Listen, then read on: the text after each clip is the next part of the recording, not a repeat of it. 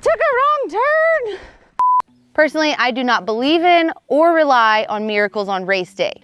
Sure, there are some freakishly wild situations out there from time to time, but for the most part, it's the work you put in before the race day that's gonna separate the occasional podium contenders from the consistent top dogs.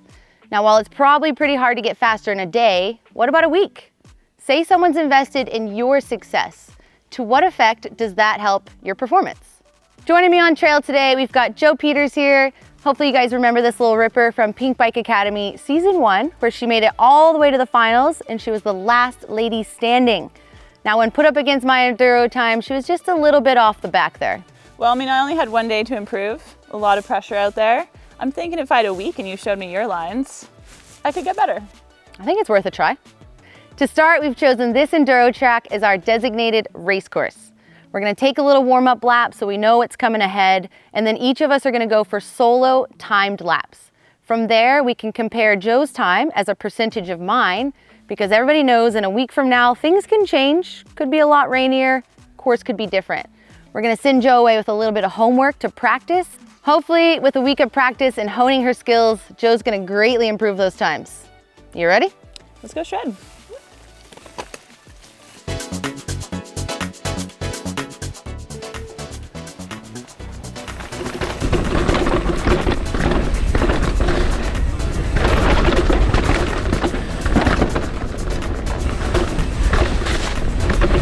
That was a greasy turn. I think I can stay higher there. Woo, big save. Double coming up. Pull. Ew. Ew. Paddle, paddle, paddle.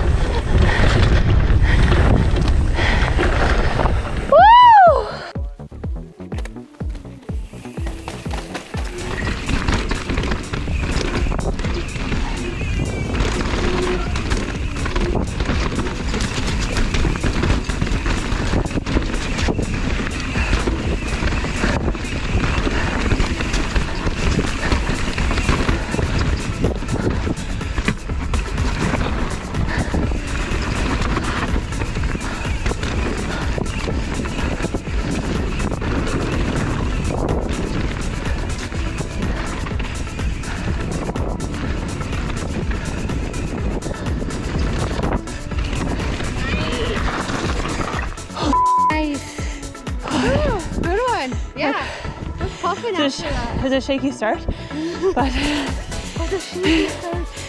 we got there.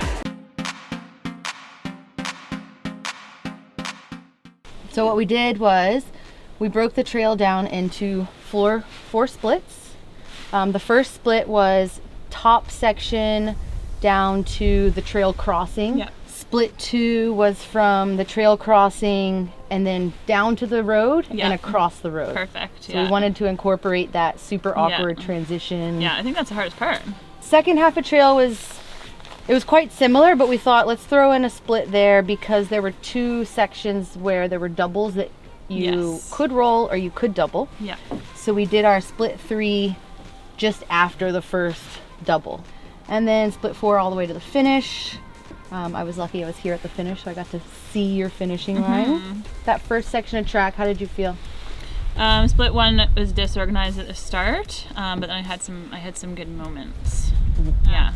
You were 4 seconds behind at split 1. Okay, so that's so funny. So that is where I lost most of the time then, really. Yeah, from 8-second difference. Yeah. 4 seconds right off the bat. So that was my disorganization, really. But we'll get to... Yeah, you are much further ahead just off that first shoot. Did you feel like you sent the kind of step down double? The step down was perfect. It was all smooth. before. I wasn't clipped in. I was having to slow down. So it was before. Okay. Yeah, so I popped that, made that really nice, and then Sweet. Yeah, so it was just the beginning shoot. And for split 2, we took it from the trail crossing and then across the gravel road. Okay, so that, yeah. So let's see how that went for us, because that was quite tricky. Yeah. I know, I really want to be able to do that. If it were dry, I think that's the way. In split 3, that's from the road crossing to the end of the first kind of double. Okay. So it's a pretty short section of track, but I really wanted to see how we did with those doubles. So overall in that one, you were 2 seconds slower. Okay. just in that split. So watch, this section of trail is so fun. So fun. I think let's head up to the top. It looks like you lost the most amount of time, 4 seconds in that first split. So let's really pick that one apart and even just practice a couple of drop-ins. So we're packed with ammo. We just watched all the GoPro footage. We know where we need to work and where we can make up some time. This section of trail that we're at, right at the top of hybrid, the first split, is where you lost the majority of the time. So 4 seconds of the total 8. A few seconds. All right here. Just here. Yeah, gravity can help you. Exactly. Run us through, what do you think went wrong? Yeah, I really need to perfect my clipping in process. And then I kind of skidded down it. I was a little thrown off by the pressure in my rear tire. I think that's in the head, but still thrown off, you know? And yeah, I just kind of lost it coming in. I definitely felt I was like out of control and got a bit janky on the bike. Okay, well, I think it's pretty straightforward. What I would like to do is to drop in behind you, but let's move our starting position back, maybe just a meter.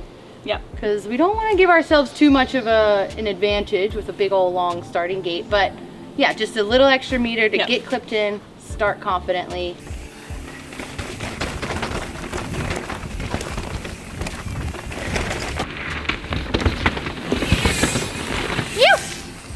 Well, that was fun. It was fun. Super fun. How did that go for you? Yeah, you know, really loved the jump, but coming in, I felt pretty stiff. Do you think that was from your time in the start gate? Like, how did your start gate go to dropping in? Yeah, that part was way better. My line was smoother, but just like the sort of bumps, I wasn't just like floating over them. I felt like I was like resisting it. Let's bring our bikes back up. Yeah. I think it'd be worth it to look at it up close, and then let's do it again. And this is like, I think does outline something that I do a lot of. Which is what? Just really trying to slow down once I land something.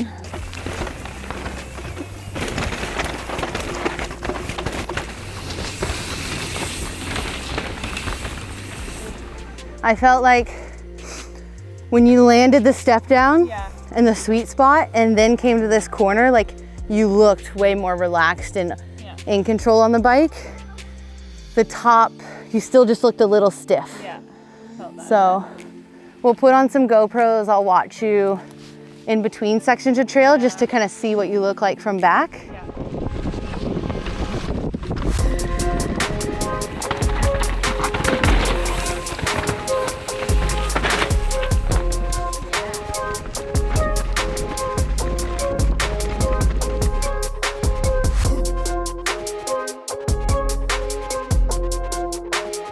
We're on this little bit of a trail feature here. Honestly, this section of trail is probably only like 5 meters long maximum, but it is a notable feature. And Joe and I have both been taking the rider's right line, and we just feel like it's kind of sucking us into that tree there. So since we have the opportunity, I think it's worth it to stop. Let's try this high line. I just kind of rolled through it like a half pace and it didn't scare me too much. So I think it scared me watching it, but yeah, it'd be a good practice just to try it. Whether we do this next week on our race run, nobody knows, but it's a good opportunity to try. oh my God, she did it so well. Yeah, girl.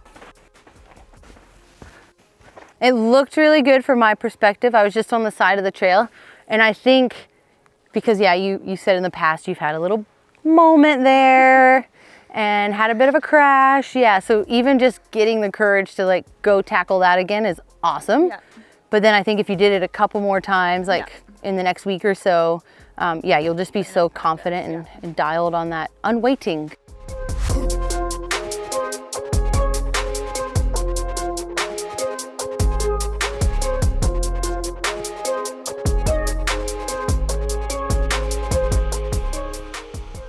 So after checking out that GoPro footage of the follow cam, I don't think it's the double or the jumping that slowed you down on this. No. You think it might be this little section. So yeah, I just noticed you like carried so much speed. You like threw rocks across the trail.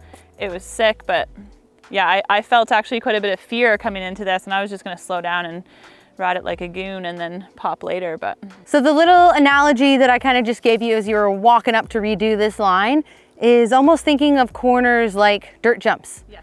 If you're not clear in that first dirt jump, don't even think about going to the second one. But in this case, if you really want to kind of fine tune the smooth and the flow between these corners, it's nice just to kind of have a little session.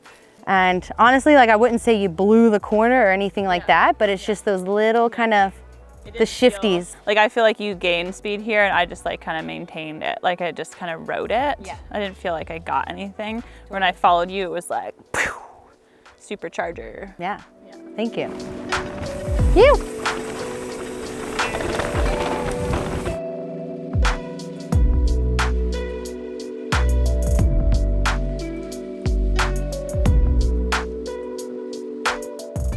So we went back up, we tackled that little section that you let out, a big old squeal. I was behind you this time and it looked a little bit wild, but tell us what was going on there. Yeah, so I definitely had a few more squeals this time. I really realized that if you cut a corner, you're gonna drift. With all that said, I think we've got some awesome ammo, some really good points for you to take home with you, do a bit of homework on, especially this last little section of trail. And I think it's gonna be awesome to have all this building. Yeah, and I actually know specifically where to practice. Thank you. Yes.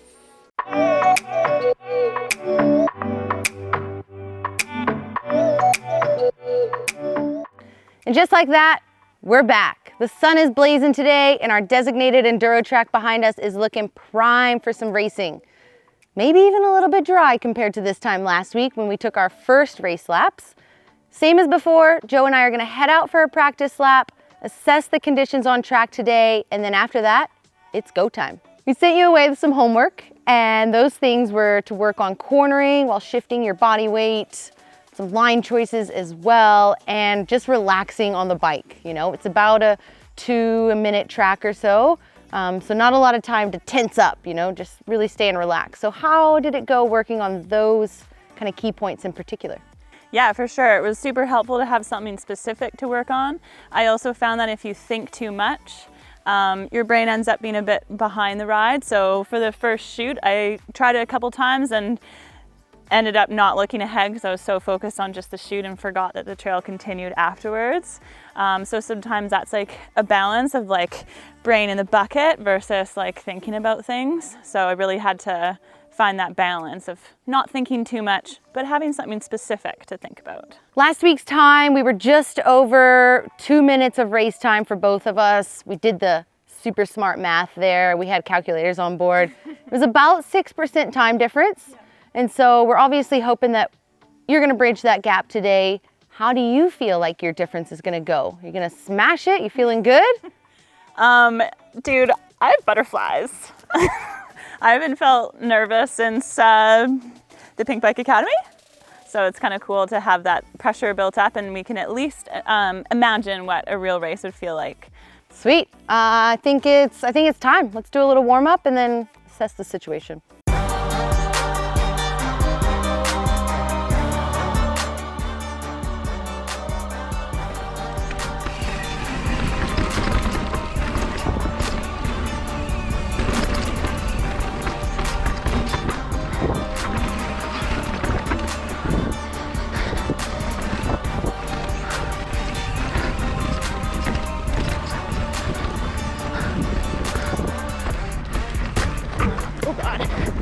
That's good.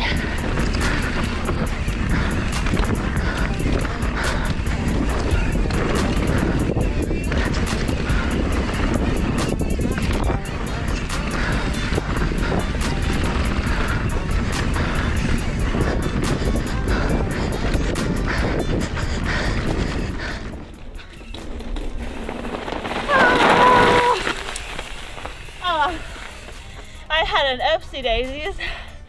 Oh dear. Oh.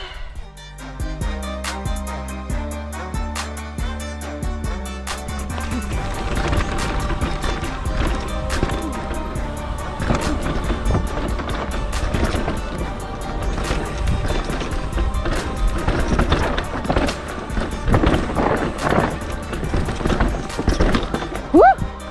Like an adventurous line there.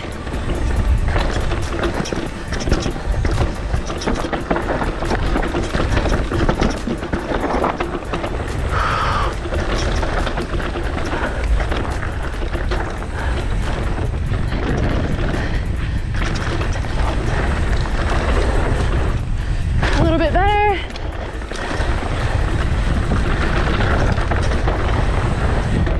Pedal, pedal, pedal. Yes, buddy. Woo! So loose out there. Yeah. But I didn't crash. Win for Tina. Yay. Boom, results are in, and good news, we both improved on our race day 1 times, which is awesome. My race time was 2 minutes flat on the course today. It was a lot drier, a lot looser out there. Joe's time was 2:08. So we actually, it's kind of odd. We had that 8-second gap from race day 1 where the conditions were totally different, a little bit wet out there, and we kept the 8-second gap, but both of our times got just a little tiny bit quicker in the dry conditions today, so still right around 6% of the overall race time. That was our gap today. Let's go even further and break it down into the splits, because Joe did improve on splits 1 and 3 quite substantially to last week. Split 1, Joe was at 42 seconds and I was at 40. Split 2, let's see, Joe went, we were at 1:14, I was at 1:07. Something happened in that split 2 that gave you a little extra bump, and then split 3, we were actually spot on. We must have gone the exact same speed at split 3 because that 7-second gap stayed the same throughout. So how do you think today went overall in your whole kind of race experience compared to last week? Yeah, I think that practicing a course over and over again really gives you the confidence to ride aggressively. Yeah, That you're a was little the more vibe. in control. Yeah. You knew what was coming up. Yeah, and I could really like pump into the trail. I could organize my lines in order. So it really put me at ease, whether or not I ended up being faster, whatever, but I felt better. So can you get faster in a week? Well, it depends. There's a lot at stake here, and just like a race day, there's so many variables. The trail's different, how you're feeling on the bike, how the bike is set up. There's a lot at stake there. So don't be afraid to get out there, keep practicing, keep progressing. While Joe did get faster overall today, the gap was still there, and so hopefully in the future we can come back and keep pushing. Thanks for joining, Joe. Hope you had fun, hope you learned something new. You guys as well, make sure to practice, progress, and enjoy the ride. Don't take it too seriously. And while you're at it, subscribe to the channel because you don't want to miss all this original content we're releasing every day.